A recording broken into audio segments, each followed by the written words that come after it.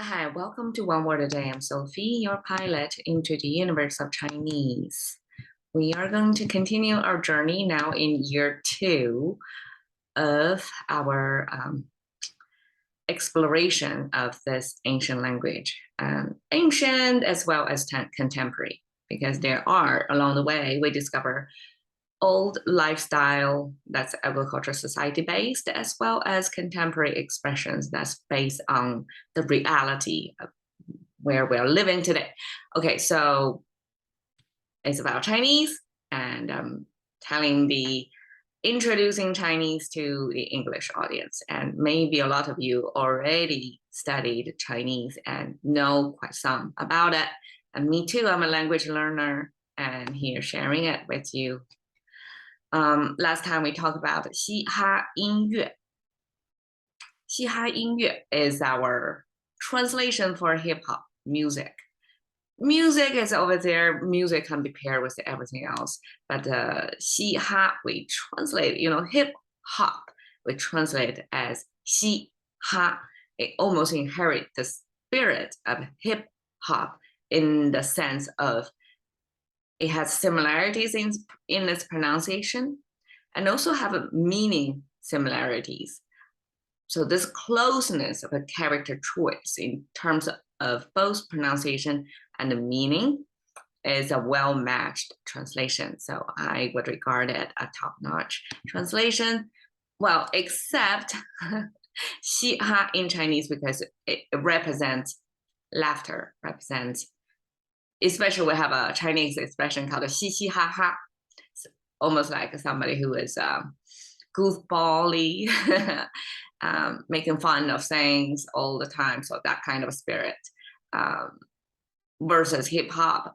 Probably a lot of the songs in hip hop is a verbal history or verbal storytelling of what they are going through. May not be happy things all the time, right? So this could be a little bit misleading, but because hip hop music a lot of times is fast beat, it sounds at least melancholy and rhythm that it's uplifting music without understanding the lyrics. So today we continue with 乐. Well, last time it's 音乐, right? 乐 is music making. And today is another side of this word. So there are basically two main meanings. One is pronounced as 乐 as music. One is pronounced as 乐 as happiness, or I translate as delighted here. Okay, 乐此不疲. Okay, we have some contrast here because you see a 不, so it's when you're delighted, you're supposed to be a certain state, right? But this is a contrast to that. Okay, let's unpack again. So 乐 now turned into 乐 as a form of mood, state of mood, is looking like this. It came from, I envisioned as ancient drum set. So it's like a wood frame. The bottom portion with long stems, these are wood stand, right? And then the top circular portion are the drum. Ancient drums as well as contemporary are circular on the surface, I guess. I'm not sure what the middle one is. Maybe it's some more melody making besides rhythm making, music instrument. We don't know. But the whole thing is about music making, and music making is tied with merit making, like make joy. Sometimes, joy as an internal experienced mood can actually be fabricated, right? If we consider it that way. If you hear upbeat music, probably you will just naturally kick into a happier mode. Okay, so that's 乐. 此. Okay, 此 comes obviously two parts together, right? The left side is an ancient foot image. And you look at this symbol, it has nothing resemble human food in anatomy wise, right? This looks like a cactus to me. Arms like this and lower one like that. But okay, this is an abstraction of human food, but it only represents 3 toes, just like a lot of times in Chinese, like here, we represent a hand in 3 fingers. We don't draw out all 5. That's, I guess, for just sufficient enough for the language user to recognize as food, where there's no confusion of other objects. So food here, 3 toes looks like this, 1, 2, 3 toes, and the bottom is actually the arch or the main body of the food. So this is a kind of abstraction, just like that. It doesn't exactly resemble reality, but it came from the original language. If you look at the ancient food image, it's more realistic, so to speak. And then eventually over the years, enough people using it, enough people know what it is, to the degree that they don't need to spell it all out, like draw out the whole food vividly. They can abstract it. So that's the process of language abstraction. Okay, the right side looks like this, right? And human figures looks like this. Like human, the word for person, for human, generic sense, looks like this. But one is the other side is longer, like this. It actually means change. It's kind of making sense, right? Because if we regard this posture, human figure, one side is a little bit longer, so I regard it as probably a side view of people humbling the head facing forward a little bit, and then this is like bend backward, right?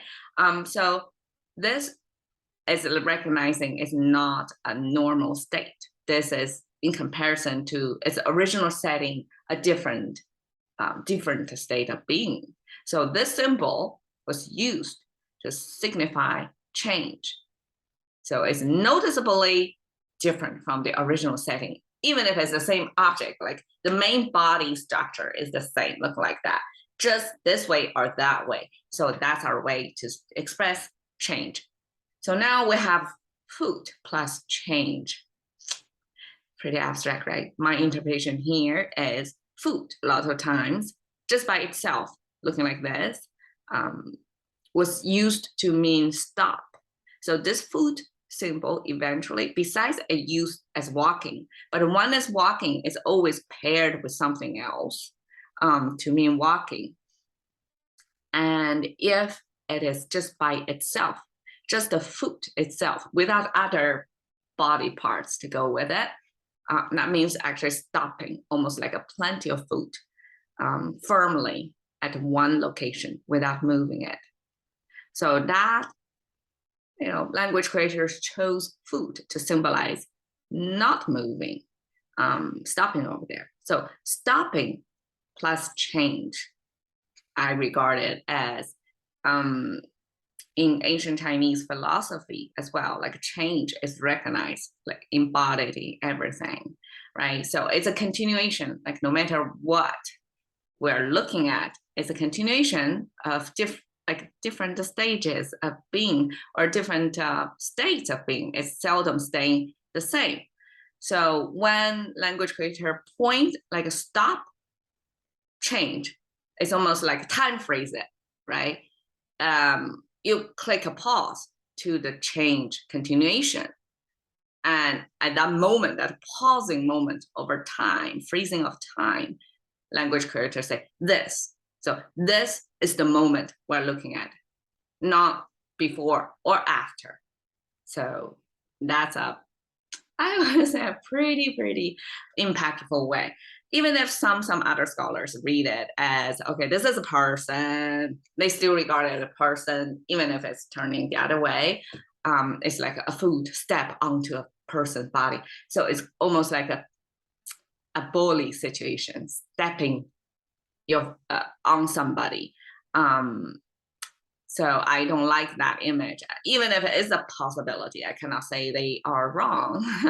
But based on so far our years of digging into the language, the parts of the language, I feel stop, change is a way higher elevated understanding of the world and better, much better than a bully image.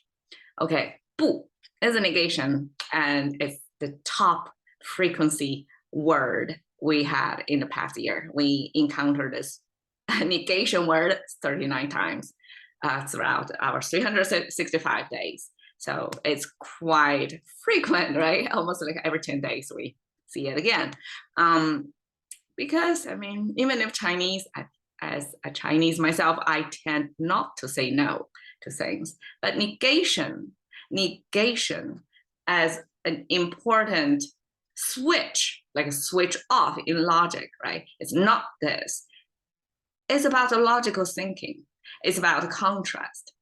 It's a way of thinking. So in language creation, in creating such phrases to pack in meaning to it as brief as possible, I can see why language creators use a lot of negation there. So 不, it came from the image of, okay, there are different versions of what that is. I still insist, I like the version of this is sky, almost the top horizontal line in the frame is most often sky, and then we have the bird shooting up toward the sky, refusing to go down. So that's saying no to the earth. That's quite poetic capture of the stubborn bird as well. So negation of this sense, this state of being, which is tired, translate now, and it came from a pretty interesting image. The left side, you see a rhythm in there, right? This actually is our sideways placed bed frame. So ancient wood bed frame, it's quite extravagant. If you see the Chinese old style bed frame, I mean, nowadays it's a contemporary design, you can come up with all kinds of bed frames, but ancient Chinese bed frames, at least people with status who can afford a bed in their room, are pretty decorated. So they have kind of a stand to make it even, right? And decorated in the front panel with wood carving and all that. So this is simplified as bed frame. And they will say, why is standing up? Like, how can you sleep on such a structure? Actually, Chinese characters we have came across quite often a sideways placed symbol. So even if the object in real life is horizontally placed, like our eyes, our nose, these are all sideways placed in the language, like the bed also, anti-gravity. But I regard it as saving of the language, the space, and also more efficient in writing. So instead of writing this way, even if it could be done, writing vertically probably making more sense, and also space saving. And I'm not sure about what is a horizontal line, because obviously it's not a sky, because it's right next to the bed frame. It doesn't, it's not like it's over everything else. That's more likely to be the sky, right? This one is not over everything else. It's almost like a part of this bed frame structure. And my explanation is it could be the headstand of the bed frame. So yeah, Chinese bed is kind of like ancient bed, kind of like a contemporary. The headstand, at least I saw in some movie pieces, I don't get to see the ancient version of Chinese bed, as the bed are canopied, framed, so people don't feel exposed. They do cover themselves up, almost like build a temporary tomb to host their body. Okay, so the pole is probably part of that structure of this framing of their canopy bed. Okay, so the right side here, contemporary simplifies into this, but it came from this image. It sounds as 皮 So it's just a sound maker, right? P means skin. It makes sense. I mean, it makes sense as a sound maker, and the whole thing sounds P. And something related to the bed headstand, and then the skin. Okay, how Chinese express skin? This is quite a bloody image of skinning animal. So this thing looks like a question mark elongated, is a dead animal. The dead animal in the sense of abstraction of this is the head of the beast. So it's like protruding above the ground, and this is the rest of the body. No legs or other details. It's just the full thing lying in there. And then this, separated from the main body, are the skin that were peeled off. So this is a human hand. So when hunter-gatherers, I guess, back then, capture a beast, they skin off, peel off the skin of the beast, right? That was a common practice. Even till today, I guess. So that motion of taking off the skin from the animal is captured in this. It's abstraction, so you don't see the blood, but just picture there. So, it makes sense as a sound maker, right? But my theory is there is a reason why language creators put the two symbols together, even if it relies on one of the sound heavier than the other one. So the other one, in turn, in comparison, is a sound maker, but both of them are symbols and they were put together. So tired, this expression came from this bed frame and headstand, which part of the bed frame. If we put a symbol over there, that means, oh, somebody is so sick, they cannot go to the farm to provide labor to the community or family. They have to stay in bed. So stay in bed is our symbol to say somebody is sick, is not well enough to work. Okay, so this is sick. And then the right side is skin, right? So I would imagine it would be, okay, this is skin deep sickness. So skin deep sickness is probably the lightest form of sickness, right? So it's simply tired. There is a slew of Chinese characters. Let's just switch out the different things over here, but all next to the bed frame have different levels of sickness. So Chinese do distinguish, and a P is probably the surface level. So that's how tired you are.